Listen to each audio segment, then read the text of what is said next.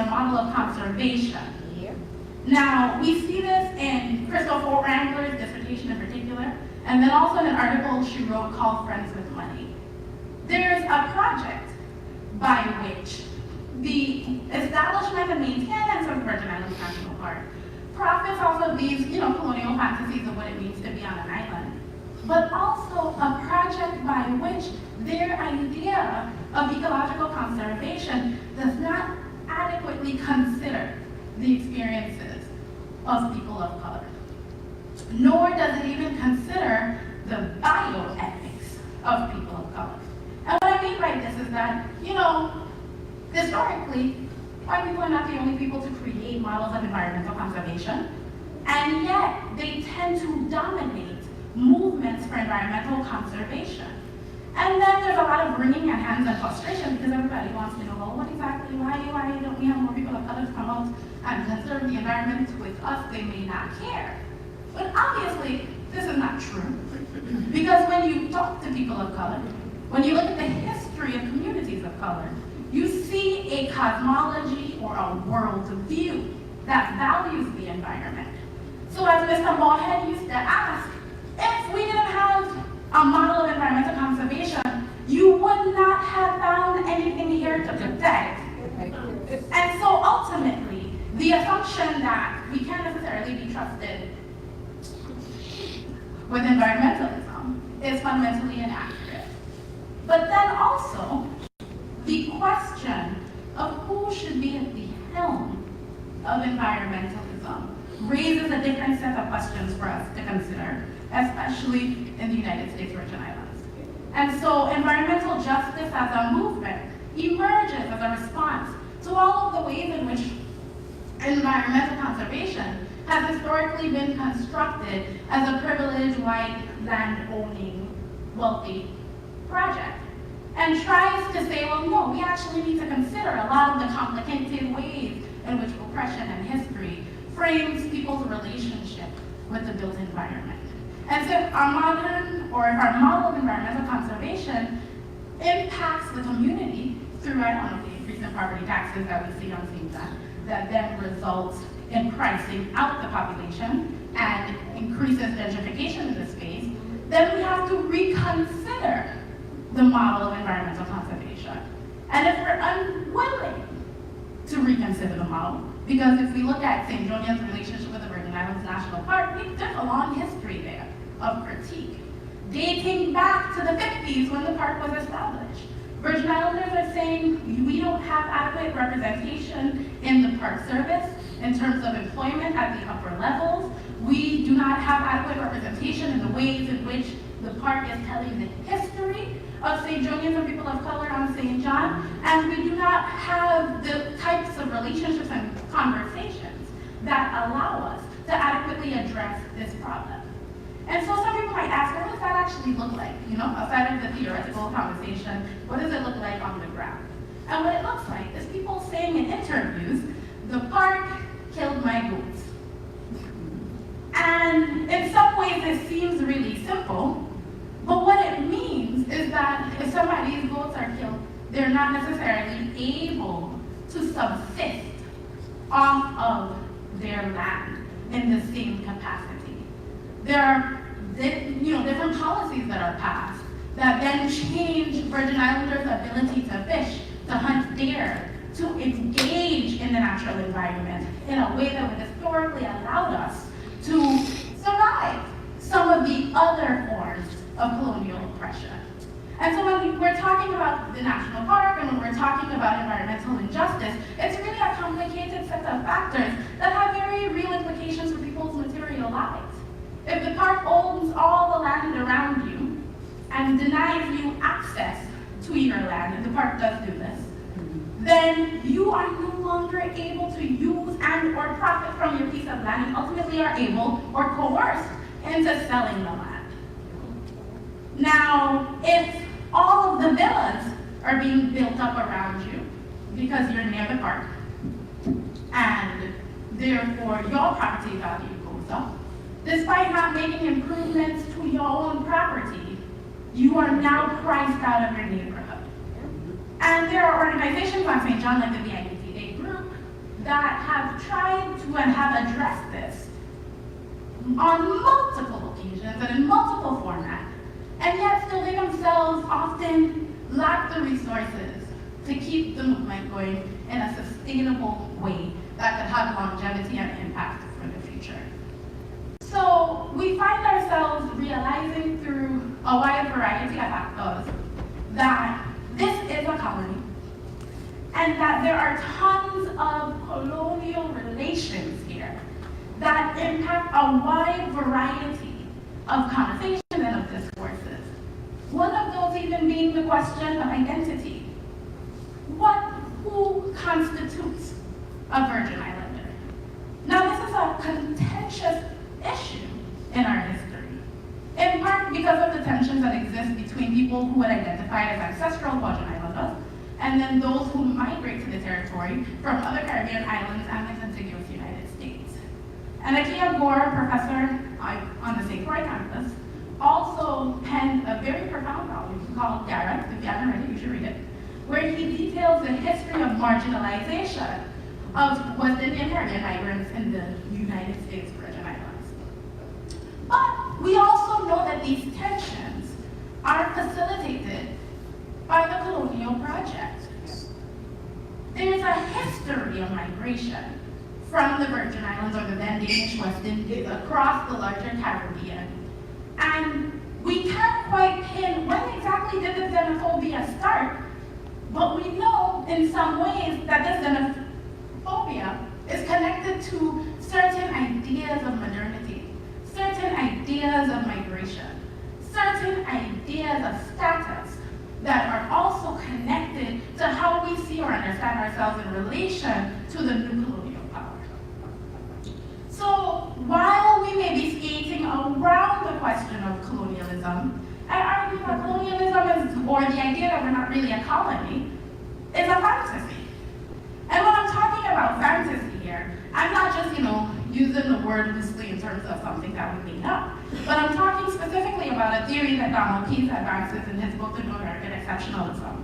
And he says, and I quote, "As I'm using the term, state fantasy does not refer to a mystification, but to the dominant structure of desire out of which U.S. citizens imagine their national identity. Rather than associating fantasies with a delusion that requires critique, I align my discussion of state fantasy with Jacqueline Rose's insight.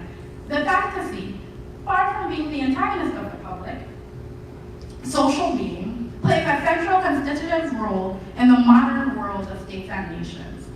This operative component of fantasy involves obtaining U.S. citizens' acquiescence to the processes whereby the state superimposes the legal identities through which it seeks to manage the everyday practices and self-representation of the citizens."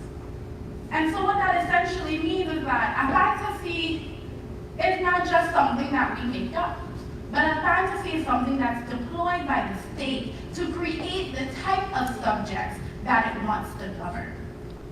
Now, what this means in the Virgin Islands is that if our idea that we're not really a colony is a fantasy, it means it's one by which the United States of America gets us to accept colonization. It's the way in which we then start to accept the logic that was already penned in the insular cases around the time of our purchase. So it's not benign in the sense that it has an actual impact. It frames the conversation. So colonialism without colonizers builds off of Eduardo Bonilla Silva's concept, racism without racists. And he pens a book of this title, and he argues in the book that racism without racists, or colorblind racism, or the myth that the United States of America is in a post-racial moment, is something that helps to uphold the system of racism. He argues that the idea that I'm colorblind is essentially a form of racism in and of itself. Now, the reason that this is the case is because racism is structural, systemic. Many scholars across the board, from Bonilla Silva to Tricia Rose to George Lipsitz to many others, are making the argument that racism is not simply a discrimination against another human being on the basis of race or prejudice. This prejudice align with systems of power, meaning that racism is institutionalized. We can, quote unquote, be prejudiced against people of different races.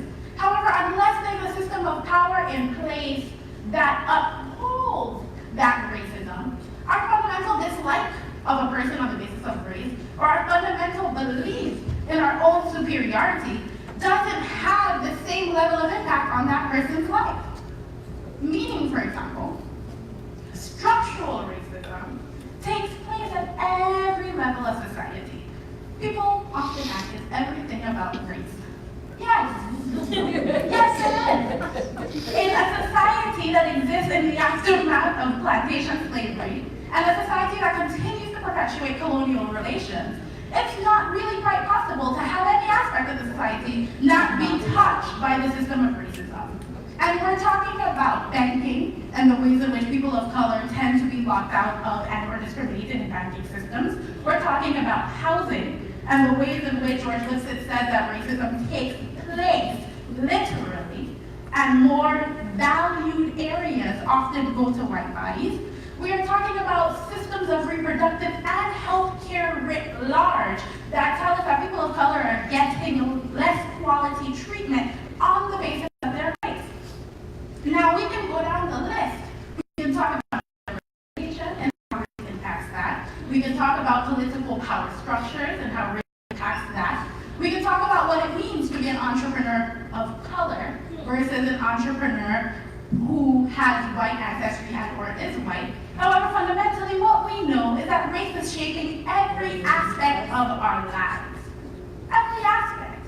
And if you feel like there's some aspect of life that's not being touched by racism, you could arguably find to prove otherwise.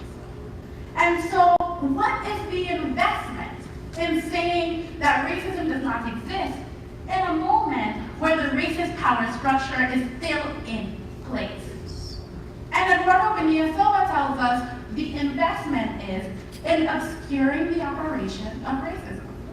If we say that someone is a reverse racist for pointing out the ways in which racism functions, or if we say that race no longer has a real measurable impact in what we are effectively doing is silencing and policing discourse so that there is no institutional or even day-to-day means to address racism and to provide any structural reparative justice. Now, I argue that this takes place in the context of racism. It also takes place at the colonial level. When the dominant discourse treats it as common sense in the Antonio Gramscian sense, that this is not a colony, what they're essentially doing is shut down discourse about colonialism in the U.S. Virgin Islands. And so while as a society we commonly say that we don't have a lot of anti-colonial conversation, the truth of the matter is that anti-colonial conversations are policed. They are policed in day-to-day encounters, they are erased, they are destroyed, and they are silenced by the critique that we are all American. Now, if you want a very popular example of this in the U.S. Virgin Islands, you can easily go on Facebook. I mean, all jokes aside, there are several Facebook groups in the Virgin Islands. What's going on, St. Thomas? Voice of the VI emerges as a response to what's going on, St. Thomas. Addicted to St. John, what's going on, St. John. The list goes on and on and on. But what becomes a very salient pattern in these groups is that when a Virgin about racism, the conversation not only automatically blows up and gets labeled as contentious, but it's then deleted. It's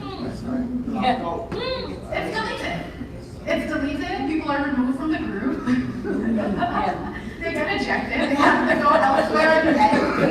And it seems like a very marginal, popular, not necessarily quote-unquote something that people should pay attention to. But it's actually very important because all of these Facebook groups are operating at a level that is selling what Keith Goddard and Cornwall call the colonial fantasy of the Virgin Islands. Our tourism industry, arguably, is based on marketing a fantasy of paradise. But the thing about paradise in the colonial sense historically is that paradise is unoccupied. What it means that the people who are in paradise aren't real people, and therefore their land is for the taking. And there's a large body of literature on this, right? That tells us that the process by which the Virgin Islands is constructed as paradise, the process by which it is marketed as a destination for a wealthier demographic, and we see this even in the ways in which the real estate market in the Virgin Islands markets St. John from the port, that the goal is to gain economic strength through a project that is inherently rooted in social stratification and hierarchy and displacement. There is no comprehensive plan that would allow Virgin Islanders to remain in the Virgin Islands, to quote unquote benefit from this particular industry.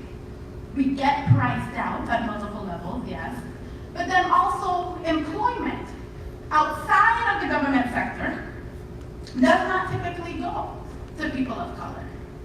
What we see is that the hiring for the quote-unquote white-collar upper-level jobs go to continental Americans, and then the hiring for jobs where they want to pay people subpar wages goes to migrants from other Caribbean islands. And so people who have a pre-purchase ancestry in the U.S. Virgin Islands increasingly find themselves being and feeling overwhelmed and displaced in the home of their ancestry. But how do you address this? We can say, yes, we can have political discourses. We can try to have a constitutional convention. We can try to make people aware on a day-to-day basis. But if the responses to these critiques are ultimately reactionary, then we're unable to have a productive conversation about what it means to move forward. There are so many examples of this that sometimes the difficulty of the talk is figuring out which examples to include in, which ones should I skip over. But ultimately, colorblindness and the fantasy of post-colonialism in the Virgin Islands, the idea that the colonial period was the Danish period and now we've achieved a moment of quote-unquote freedom and democracy, is that it fundamentally circumvents our ability to have accurate assessments as well as systems to correct the colonial injustices that are taking place. Now, in order for this to work, you need a scapegoat. You need somebody to blame, right? If someone asks, hey, why are Virgin Islanders leaving the territory en masse? Why does St. John appear to be a place where people with ancestry there aren't necessarily able to afford to be there? Or why are you seeing these tensions between Afro-Caribbean Virgin Islanders and white continental Americans? The scapegoat typically becomes the colonial subject. So in these day-to-day conversations with colonialism without colonizers, what people then say is not, is there a systemic system in place that is advanced to Virgin Islanders? Some people may say this, but the dominant narrative says, no, I don't understand if what I'm doing is to live. They should get up and walk. They shouldn't sell their properties to the park. They should have a little more work ethic, a little more value in themselves. They should start more businesses. Nobody's stopping them from starting businesses. And you have an entire discourse that perpetuates this common sense idea that at fault, really, are the colonial subjects. They're to blame. They're the only people to blame for their colonial condition. Now, the challenge with this becomes not that we don't bear any responsibility for our freedom. Obviously, that's not true. But the ways in which we avoid making critiques of power. And so W.E.B. Du Bois talks about this, and Lewis Gordon, now is flip these two, but Lewis Gordon talks about this also, where they say that people of color then become treated as problem people rather than people who face problems. One example we see of this in the continental United States is the war on drugs. When Black communities were seen as those who were the drug users, there's a police militarized response to the war on drugs. It's harsh. Now, when we then see shifts with drug users becoming predominantly white populations, the response becomes, well, these are people that are having a hard time, and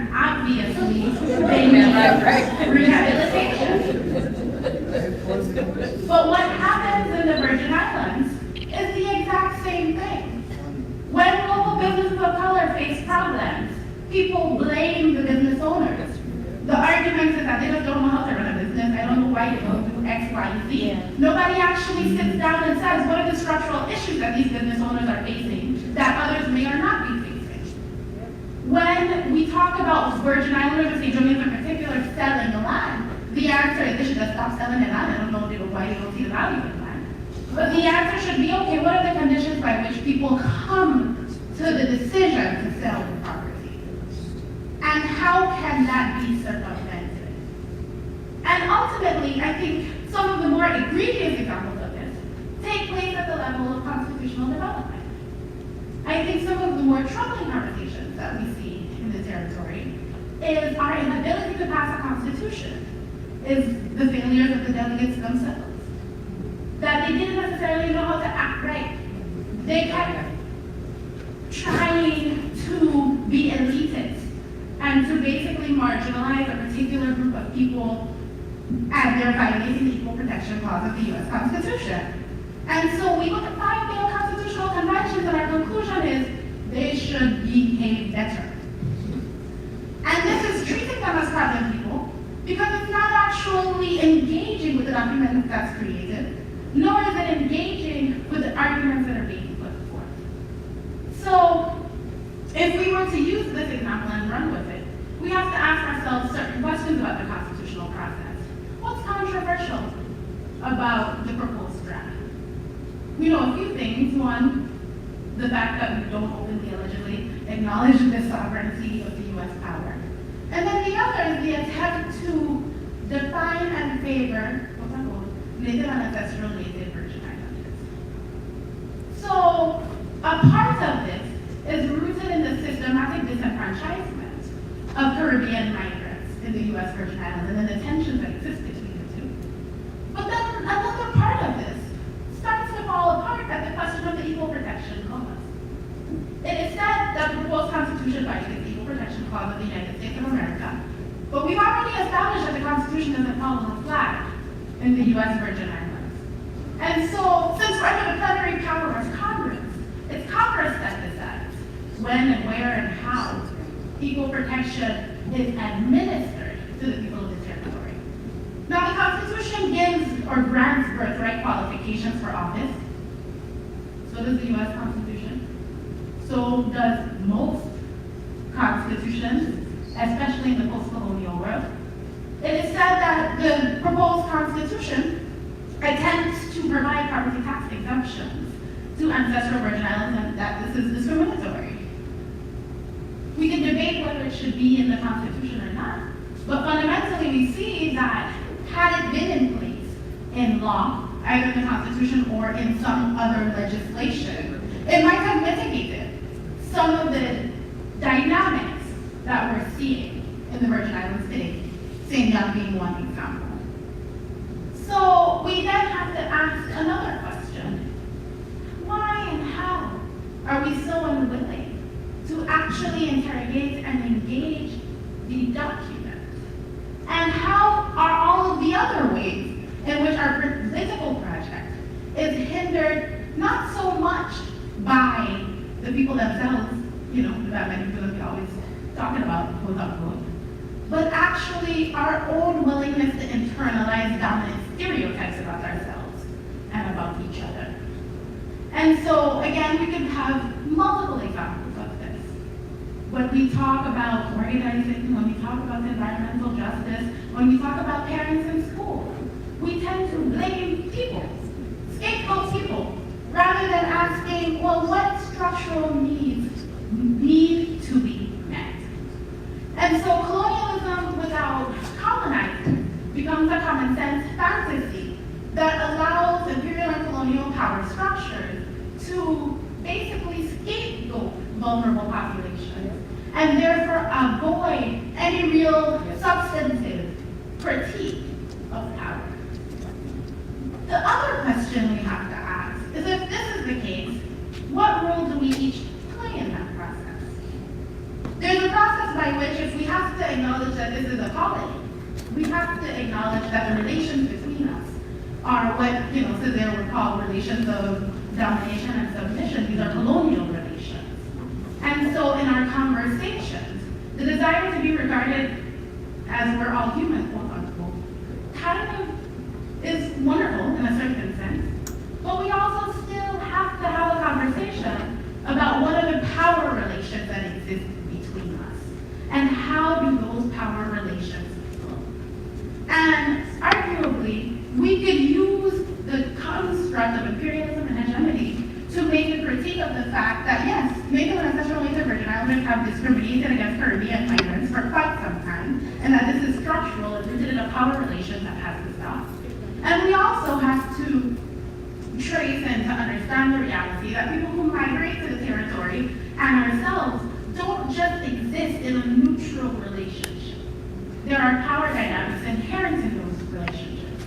And if we don't analyze that, then we miss some of the ways in which the status quo continues to perpetuate itself. So the impact of this is visible in many ways, but the one way that I want to highlight is how we talk about disaster. Now, Hurricanes Irma and Maria were incredibly traumatic for most people in the territory. And before the hurricane, there was a certain stress over the fact that we were not visible in the dominant society's representation of the impending hurricane on the media. So Tiffany Amy writes a piece in the New York Times on this, and she asks and essentially argues that the hurricanes raise a question for us again about, well, what kind of Americans exactly are we? Because as the disaster is looming, the dominant narrative in the States was not necessarily to see us as belonging to the American body politic and therefore worthy of some kind of help and protection, but really to exclude us and to operate as though we are just some, we're like Jamaica, other islands in the Caribbean, no real political relationship to the United States of America. And even in the aftermath of the hurricanes, we have another set of questions to ask about disaster recovery. Disaster capitalism, the shock doctrine, and climate gentrification are all theories that have been put forth by scholars who examine the phenomenon by which, in the aftermath of the disaster, the elites are able to accumulate wealth at the expense of marginalized people. We see this in Katrina. We see this, quite frankly, in many places across the globe. And so, if we understand ourselves to be a vulnerable population on the basis of coloniality, and arguably also on the basis of race, as well as a host of other factors, we have a set of questions that we have to ask about the recovery process and what the recovery project looks like, both at the level of representation and the way in which the media tends to focus predominantly on white people in the U.S. Virgin Islands, but then also the way in which the helm of the recovery has been the private sector and the corporate philanthropists. Now, if we look at this in the historical context, we know that while we need the aid, there are questions that have to be asked here, specifically about the role in which the disaster can play in further displacing people who already feel marginalized, who don't have the funds to rebuild, who necessarily may not get the loans, and even if they do get the loans, they can't necessarily afford to repay them. And if Bloomberg's team and Kenny Chesney and Tom Secunda and others and the Bill Clinton Foundation are embedded in the government, as articles suggest, then we have to ask questions about this model of quote-unquote all-in corporate philanthropy. Because if we're acknowledging that these are colonial relations, then what we have to then talk about is the way in which we have to trace how this power flows through almost every aspect of our lives. And a disaster zone, quote-unquote, being one of them. So ultimately, the question of freedom and democracy and the human, and what type of humans it is that we want to be, and the silence surrounding this particular word colonialism, even as we'll critique power and resist and whatnot all of the time, is really about controlling the sense of what's possible for us. And decolonization, for us, requires a particular shift in consciousness that then asks us to interrogate the systems of power that are in place, but also where we're located in these systems of power. Because if it's not external, that means it flows in and through us, and therefore we become agents and operators of colonial power relations. So we then have to ask ourselves, when, where, and how am I invested in our current political status quo? What is it about our relationship with the United States of America today that I appreciate or hope to maintain? What way should I think about shifting it? How have I benefited from it? And how can I acknowledge the ways in which I internalize and or perpetuate stereotypes about anti-Blackness or about other marginalized groups? So ultimately, I hope that we can do this kind of uncomfortable work that Audrey Moore and others talk about not just critiquing the external power, but also recognizing the parts of the oppressor that are implanted in ourselves. Thank you.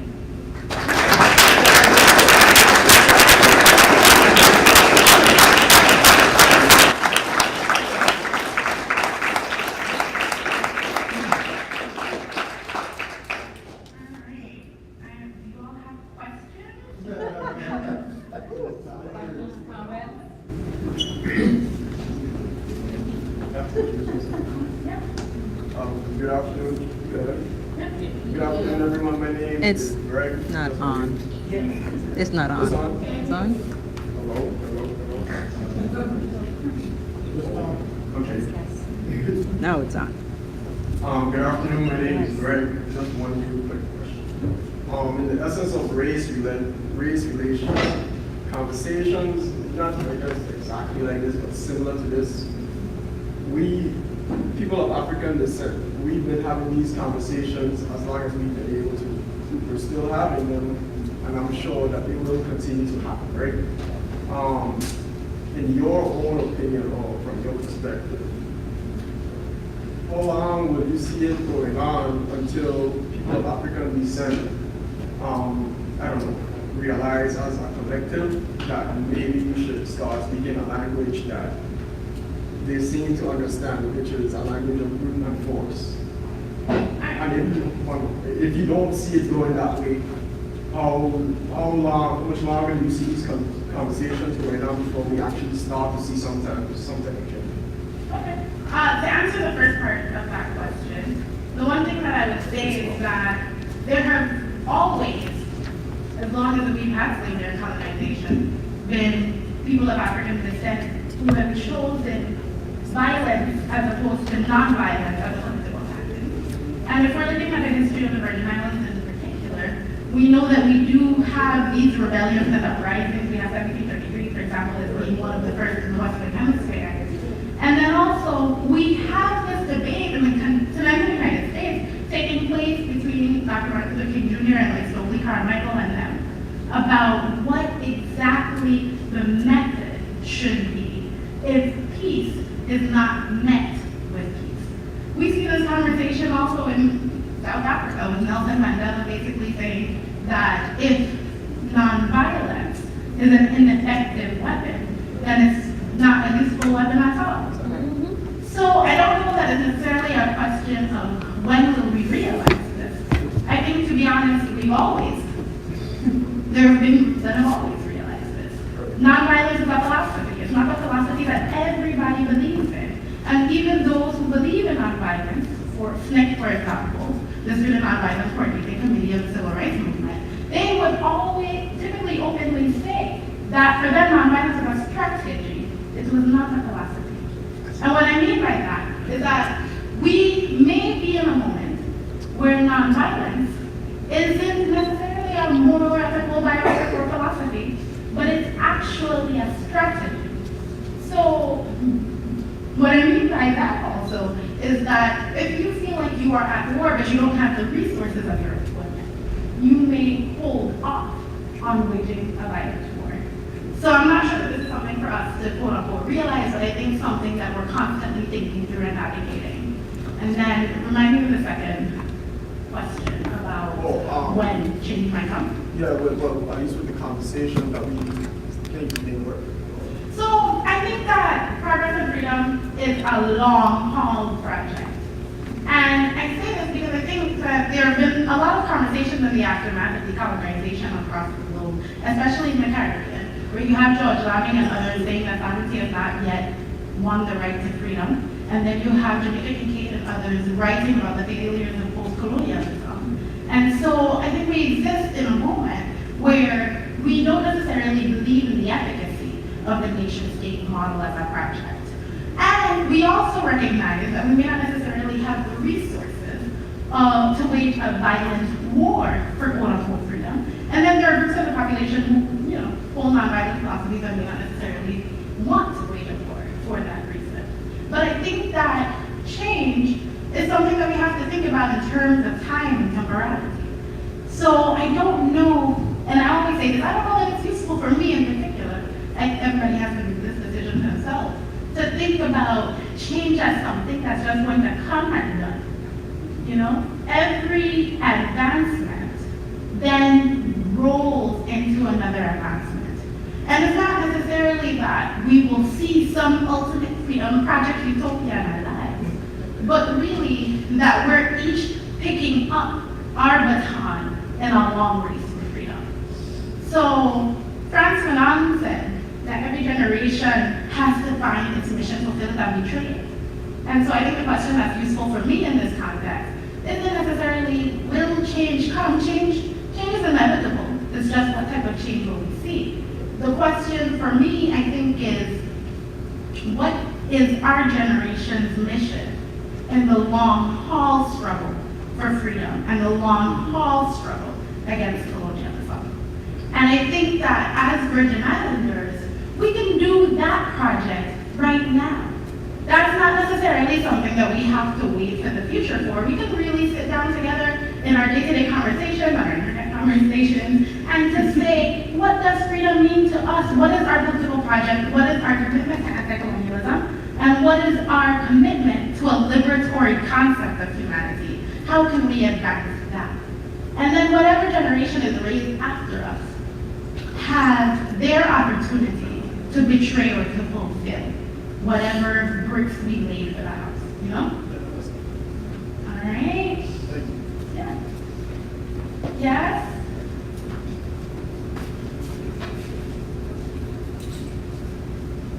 Can you hear me? Yep. I also have a question. Can history be used as a tool in order to better ourselves? I mean, many a times we try to go forward, we don't even know much about history. I mean, it's more than just knowing the length of the island, the many plants of the on this island, as well as the people who just by their names. But can history itself can be used as a tool that we can move forward to better ourselves in that sense? Yeah. I think the short answer would And also how? How? Okay, so one, the short answer to that question is yes. Obviously, in terms of systems of knowledge and oppression, the thing that we know about colonialism is that it lies to us about who we are as people of African descent. It paints a particular picture of us and our history that then has to be corrected, quote unquote, in order for us to be able to shift our conscience to kind of move forward and to build the kind of world order that we're hoping to see. So we need historians in a freedom project. We need historians to go back and to find the parts of history that are ignored by the prevailing academic canon. The people who exist on what Sylvia Wynter used to call the interstices of history. The people who, when people were writing history books, they decided to overlook or to exclude because they did not deem these people to be necessarily important to the historical project. And I think the other thing about history is that history helps create a particular quote-unquote regime of truth. And so the limitations, though, of historical research are that the records tend to be records that were collected by the more privileged members of society and members of the dominant group. And so while history is essential for freedom, I think we also have to ask questions about how we conduct historical research to kind of grapple with some of those colonial limitations.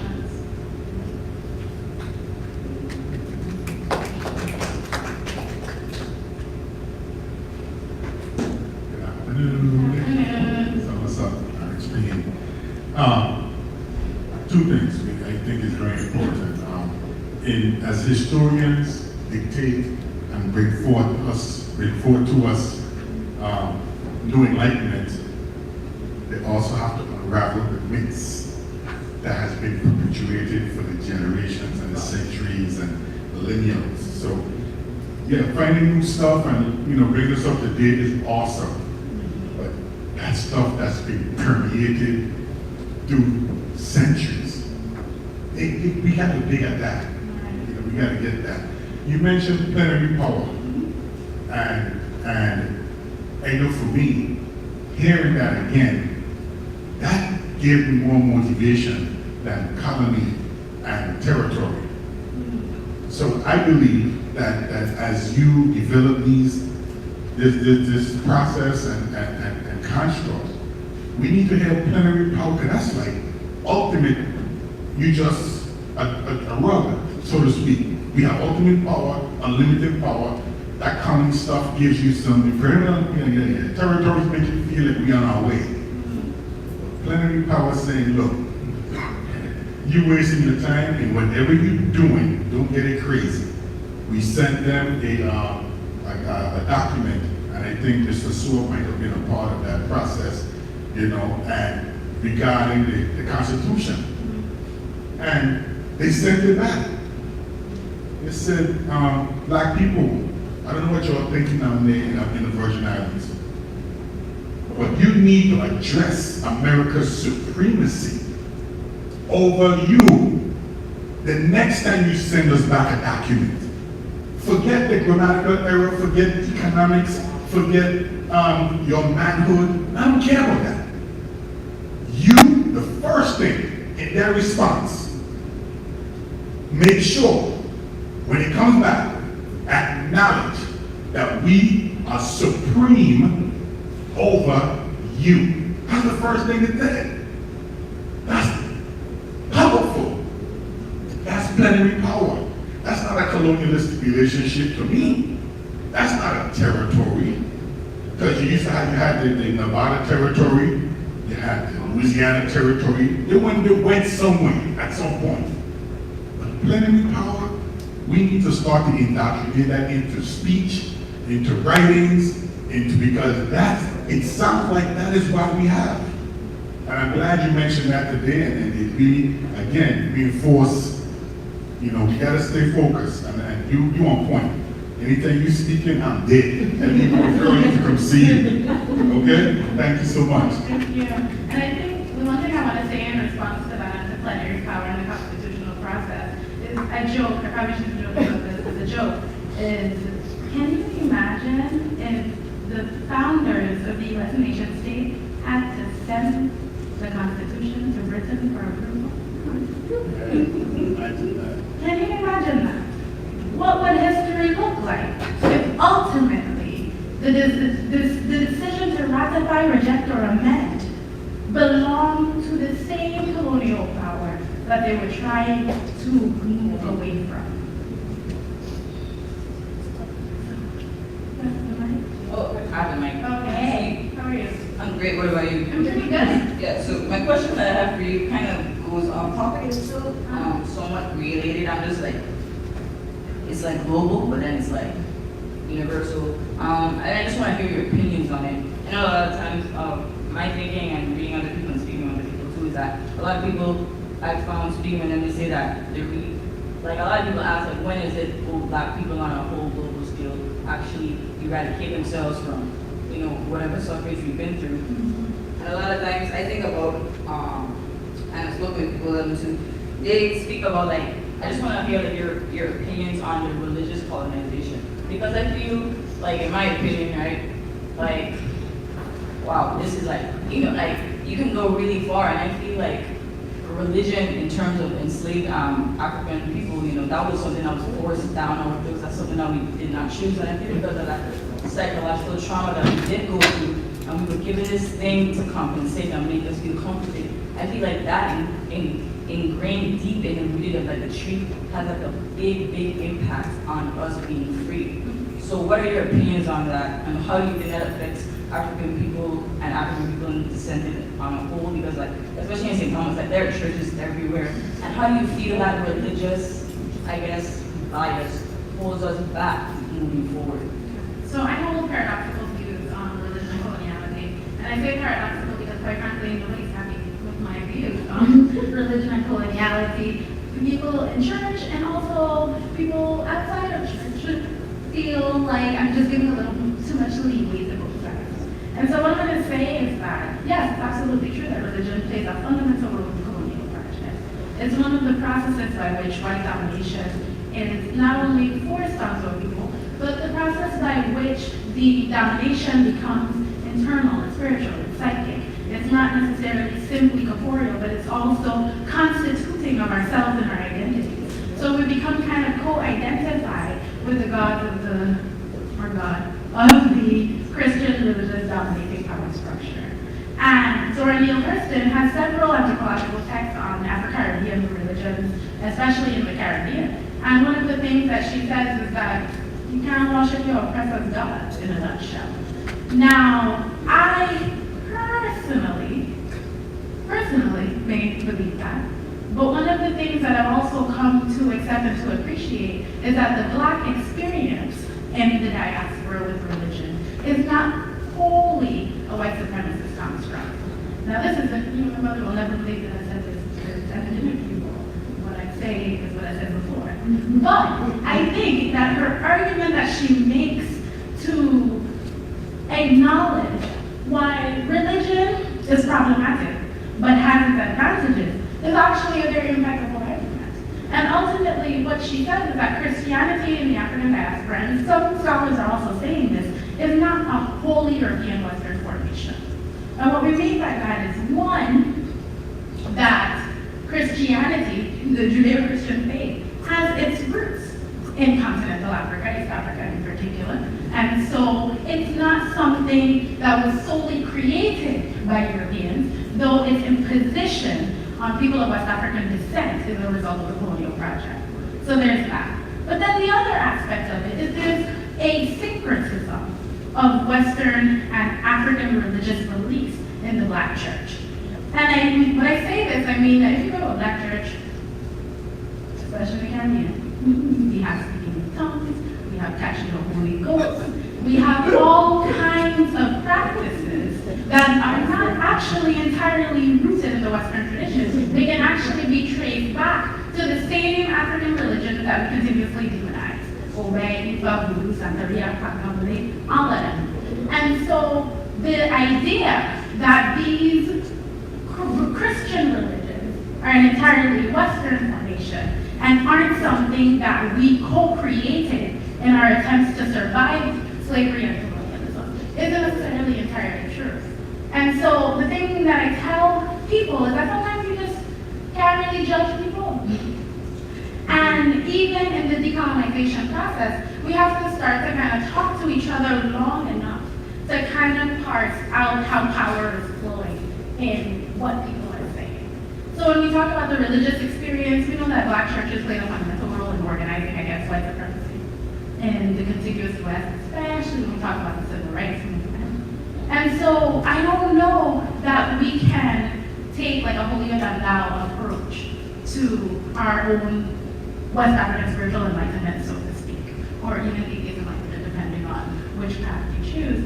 I think that we have to, on one hand, acknowledge, yes, Christianity in the Caribbean is very much rooted in this trauma of white supremacy and used to indoctrinate. And on the other hand, it's also very much infused with who we are, our cosmologies, our worldviews, our belief systems.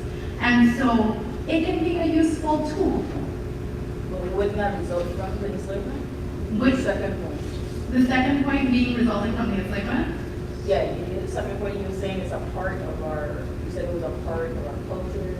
Well, I'm saying we don't entirely lose West African cosmologies in the Christian project.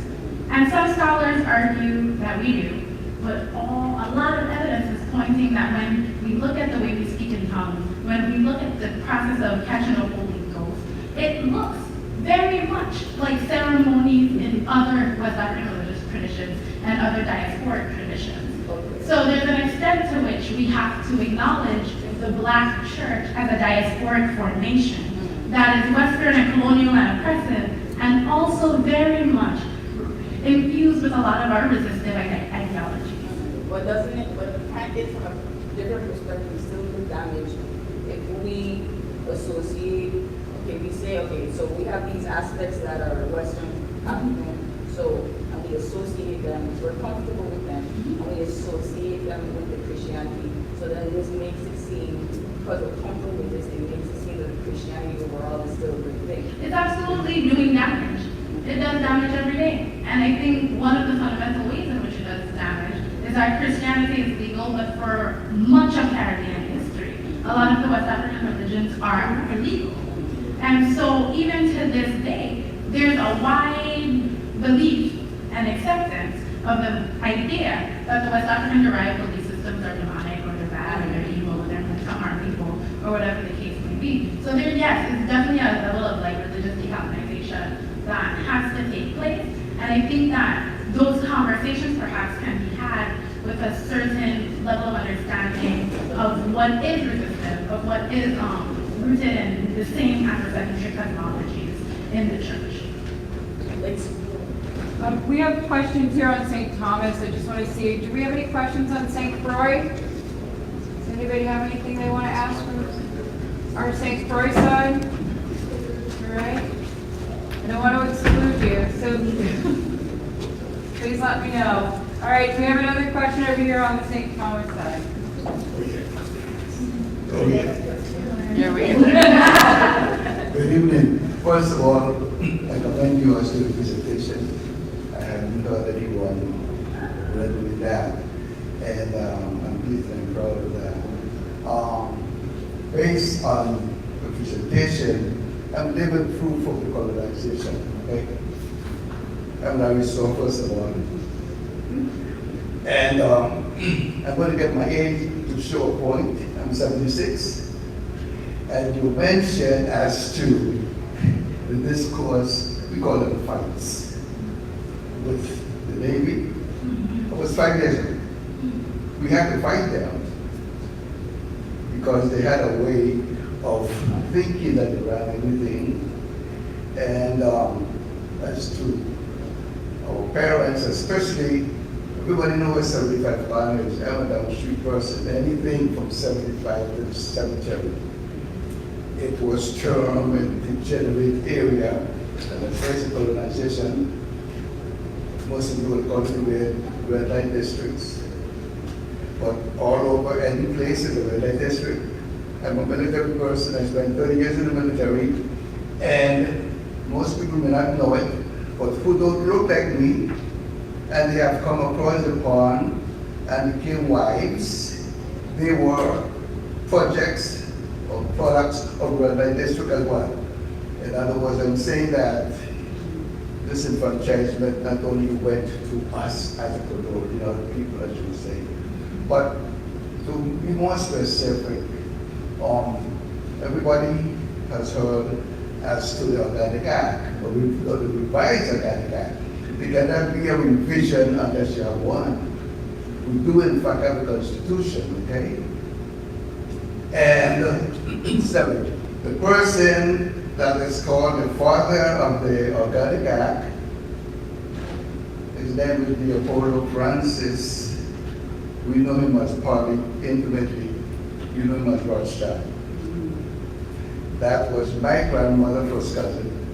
Let me say, the young lady there, she can speak for herself, but she's a soul. So we do in fact have a constitution. The most important part of, let's use the revised Organic Act. Page 81. That's the most, the most important part of that document is page 81. The Virgin Islands, the territory, has power from 1954 to be in every Caribbean organization. The legislature is tasked with funding that position. At the time they called it Caribbean Organization, we know it as CARICOM or Eastern Caribbean today. But we had the right to be there from 1955. Right. From 1954. Legislature was mandated to provide the funding to sustain those systems from here all the way down to Chile. And the governor is, that was, because the document still holds, is required on his or her, I put her, state of the territory to give an update as to our possession and how we interface with the people of the Caribbean. So, truth and in fact, the disguise, I call it disguise, of being colonial people, and I'm going to use plain talk, gesturing, you did it articulately, gesturing and pretending that we are colonized is intrinsic. I wrote some papers right here in this institution, and I'm going to jump. This institution has a duty that every student which pro or con his or her document, called a paper, must be revealed. They give me F's, right? That's a bench for my favorite F. I'm not thinking too much, but I'm going to show you governance and control. Once you control a person's will, then you call it graduation and you put them out there and the dysfunction and you just back off. So the summary is that we are colonized person or people based on how we look at ourselves. And I will free with that. Look at page 81 of quote unquote the revised Organic Act. We, the people of the territory, have power. And it throws off and gone. Who you call it? You call it National Park. My father built the sword. In the 50s, he was telling the people, please don't sell your land to the park. He was a visionary. But the park doesn't own anything. And the rest of that, to be continued. Thank you.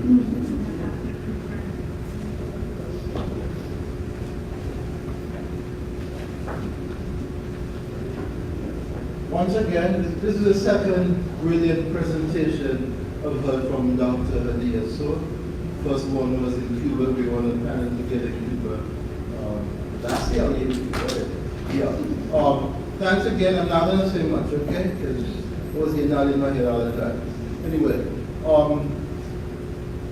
the majority of the students that were here today, I drafted them to come to the lecture.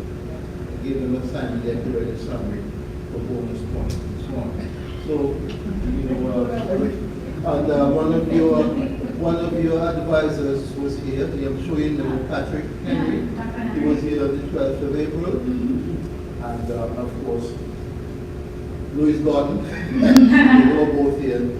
My students, were drafted again to come here. So once again, I want to say thank you. But one other quick example to support some of the discussion that Larry Sow, my friend, and you mentioned. Just one example to support what you're saying about, we talk about the organic act and so on and how things happen.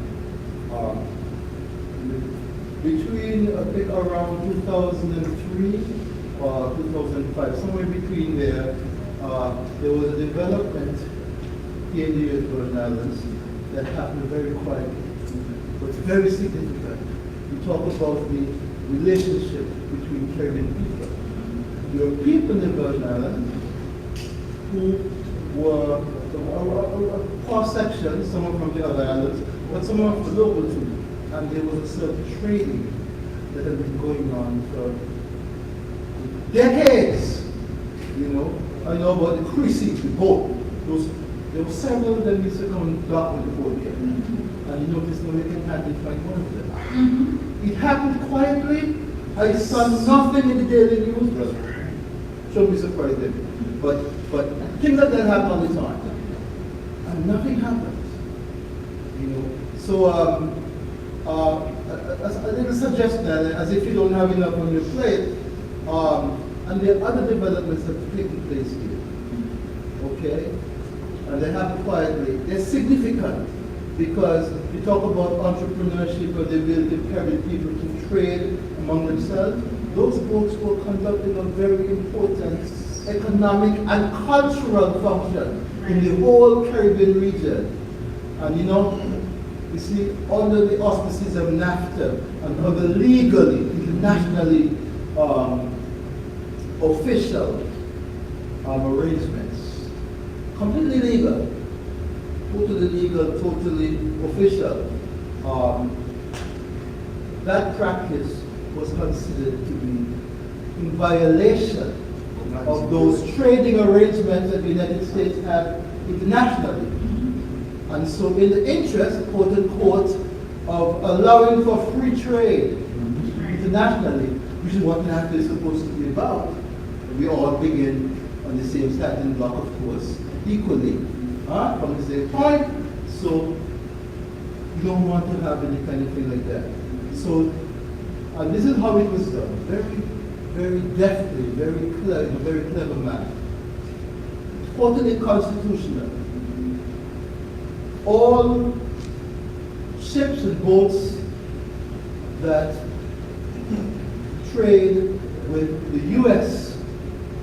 territory must be licensed in a U.S. port, and U.S. port means Miami because there is no licensing authority in Puerto Rico, there is none in St. Thomas or St. Croix, St. John. Kill the whole thing. Millions of dollars of trade. Yeah? I was a part of that business. Millions of dollars of trade among, even from the Virgin Islands and other Caribbean countries, was snuffed. So just one example, there are others. So there's an area you probably want to look into because when they happen and so on, and I'm like you observe, I'm not judgmental because I'm part of the universal collective. I breathe the polluted atmosphere. Okay? So just one point of it. And I think as an example, one of the things we see with colonial economies is supposed to accumulate wealth for the colonial power, but also the colonies are supposed to compete with the colonial power. So the other example that comes up in the history of the Virgin Islands is our Washington Street. And I remember the first time that I read a book on this, because you growing up, you don't necessarily learn these things in school per se. And I read the book, and I was like, we had a Washington Street.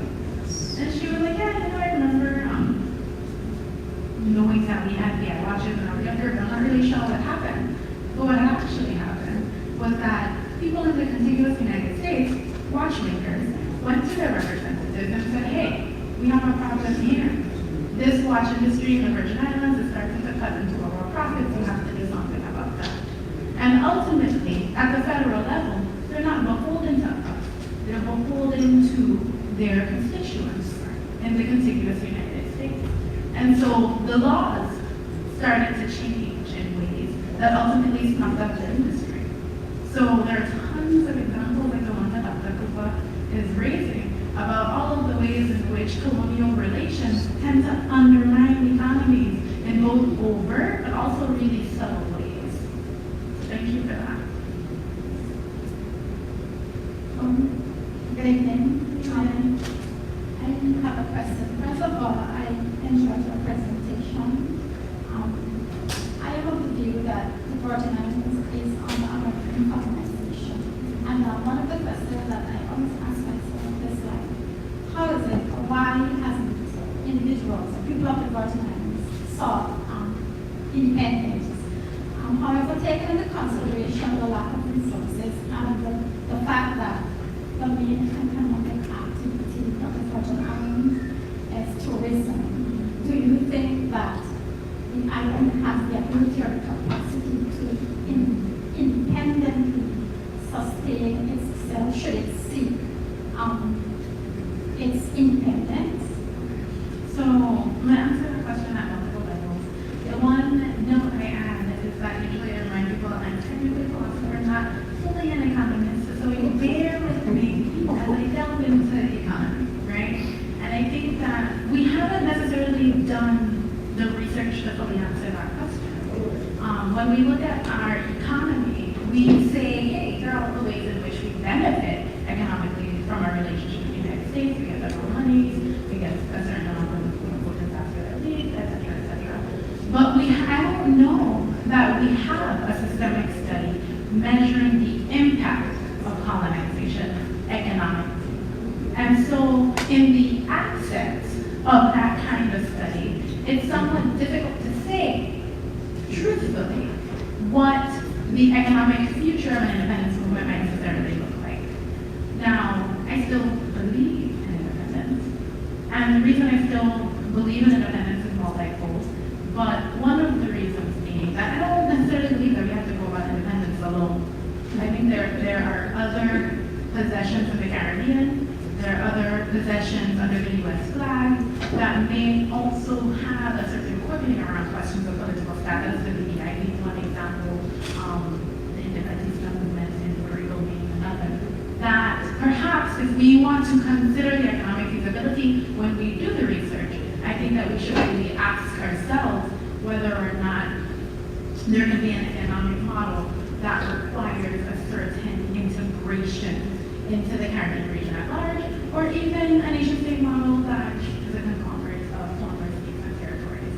So there is that on that hand. But I think to answer the earlier question that you posed about, well, why exactly is it that we accept this?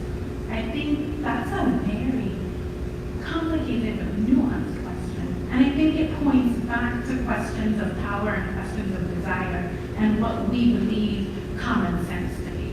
And if common sense, according to like some political theorists, or Tony Gramsci specifically, is this idea by which the cultural and political elite are able to control the population through an idea of what is normal or natural or commonsensical. And so in the Virgin Islands, one of our regimes of truth is this idea that of course we should be under the U.S. flag. Of course it's beneficial to be under the U.S. flag. But I do not know that we have actually done the research that allows us to confidently make that claim with a certain level of like veracity that people have been doing for so long.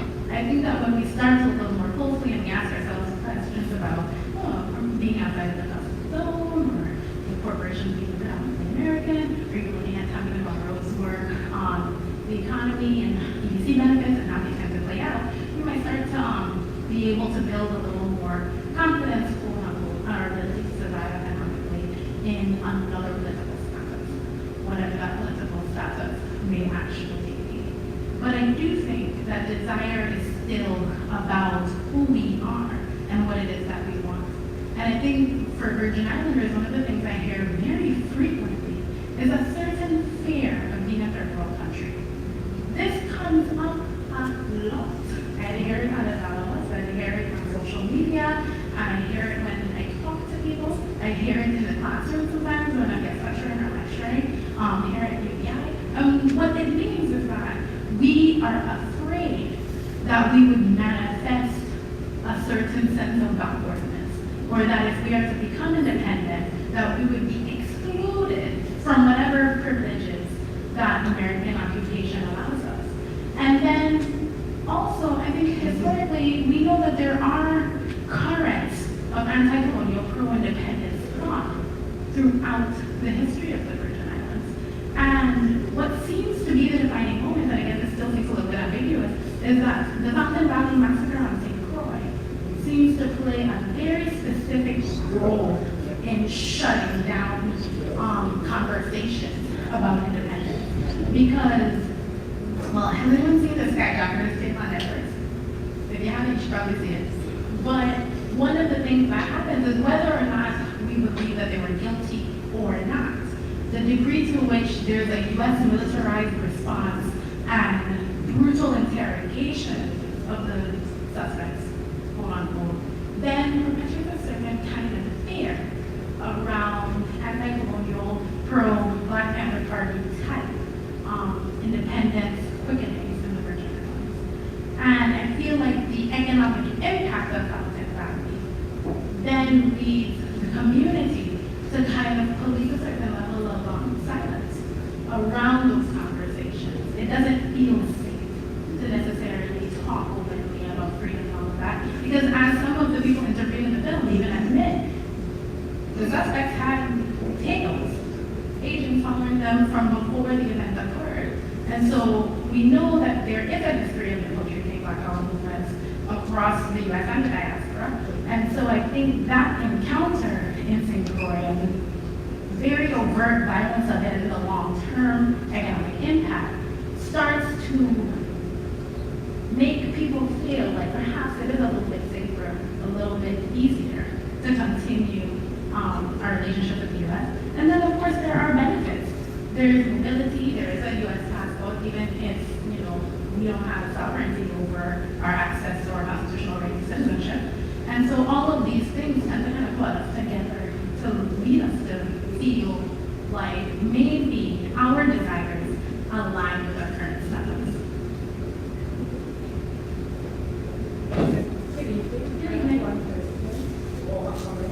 Your mic's still on?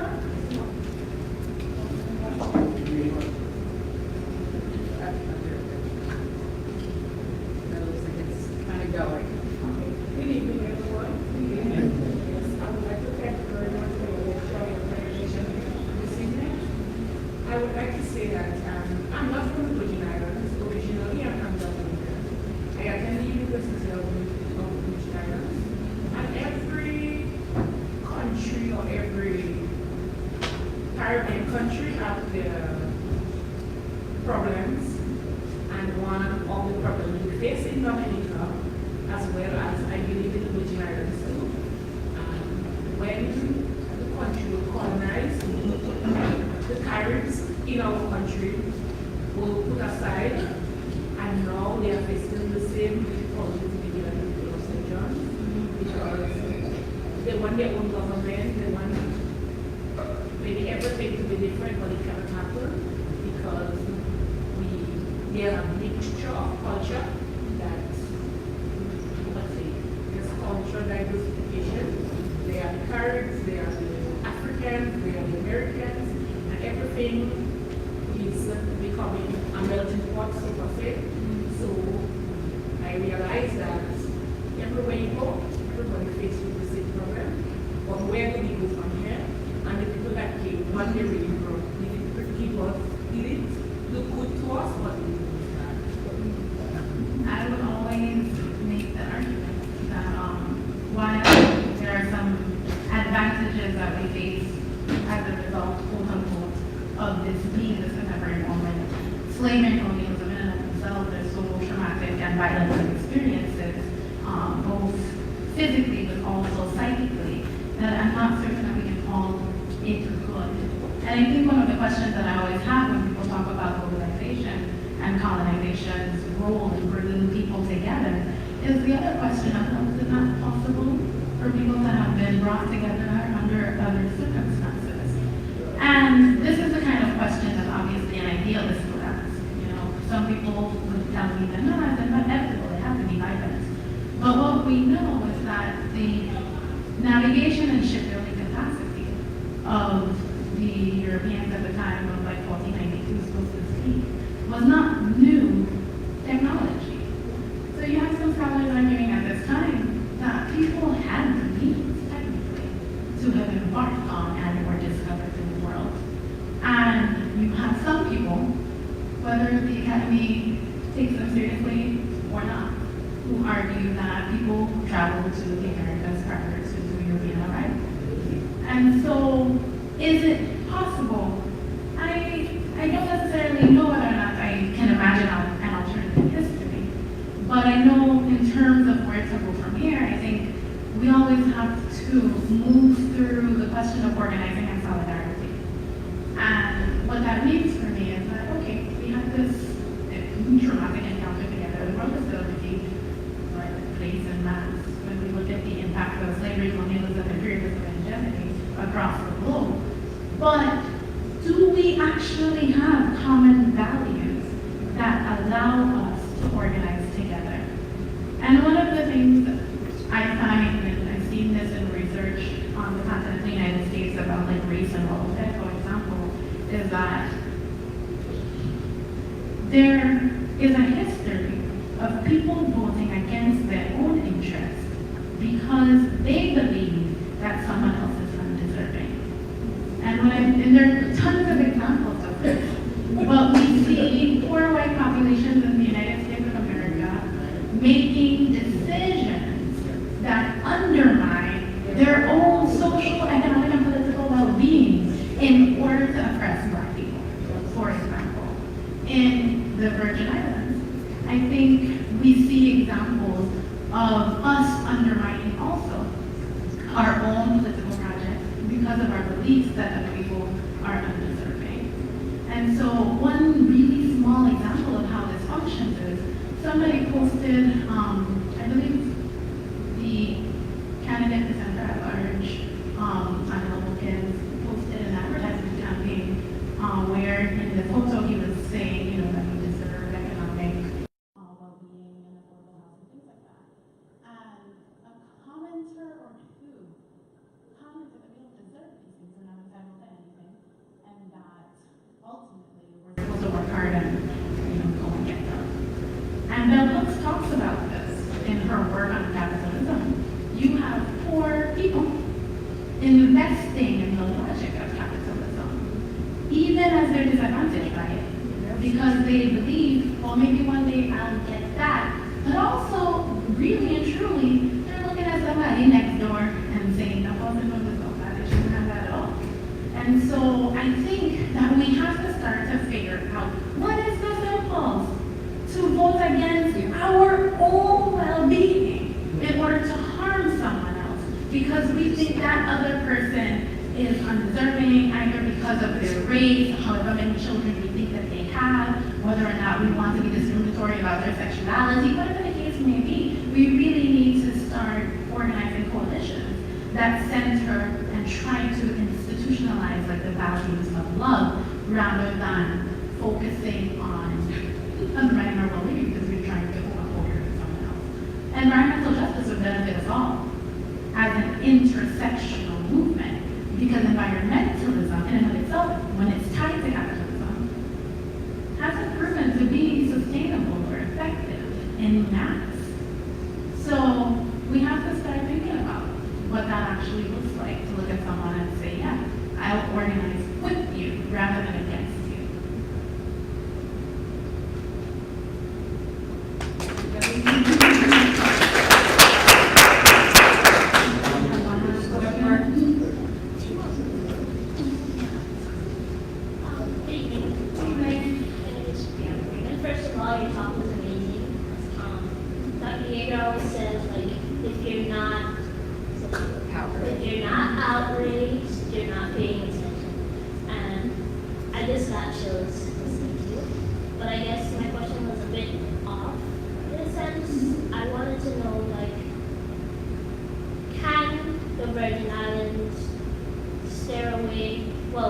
Would steering away from like an individualistic culture benefit us in the long run? I would say A, yes, and B, I would argue we don't really have an individualistic culture fully yet.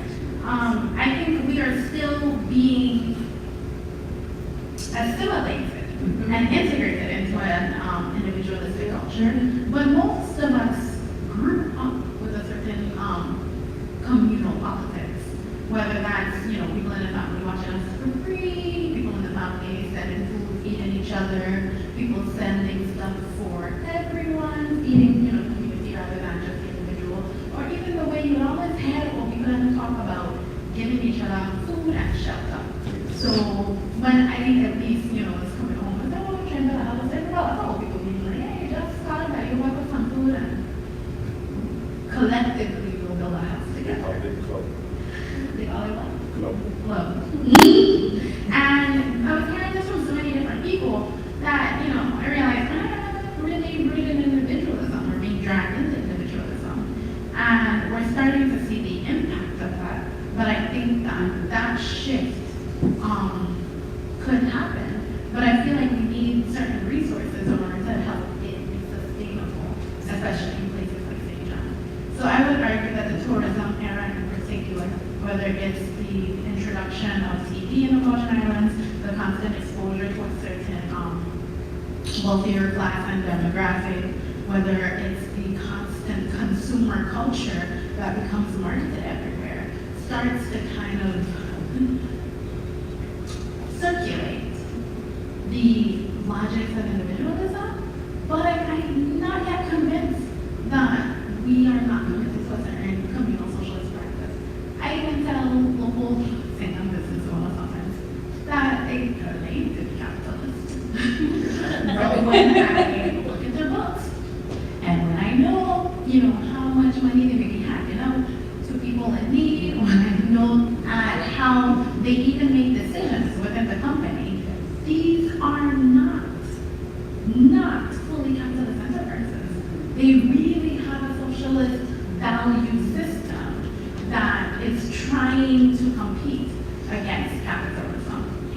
And I think that we're kind of really scared of socialism still, post-McCarthyism and all the things that happen in the world, Cuba, Grenada, all this going on and on. But I feel like once we kind of shift around that fear and we kind of ask questions like, what is socialism really about? Do you believe that people's labor should accumulate wealth for the owner of the corporation? Or do you believe that people's labor should benefit them? Should people own the means of production? Should people benefit and profit primarily off of their own labor? Should land have a certain demographic value, communal value, rather than allowing a corporation to profit off of these resources at the expense of the majority? Because when we look at even the oil refinery, for example, one of the key types of environmental injustice is the fact that it's communities of color that are disproportionately bearing the risk of these industrialized corporations. And so I think we do have to ask, moving forward, do we want to preserve this, or do we want to kind of interrogate it enough to be able to benefit from our risk and our labor? Any questions? Well, thank you all so much. It's impossible to thank you enough for the generosity of your time and your wisdom and sharing that with us today. And I think this is the beginning of a long conversation and a project to move things in the direction that you envision and that your vision provides for us to think about. So thank you so much. And I just wanted and I do want to thank everybody for the questions too. They were great questions, and it's really great to see that engagement. I agree with you. UVI has got to be the place these conversations happen, and we can foster them as well as other places. So thank you, and thanks to everybody, especially Ms. Lavant and Debbie Joseph on the St. Croix side, our administrative specialist from class, and again Dara Cooper for all of her help, and IT and everybody else. Thank you. How are we going? Good. Excellent.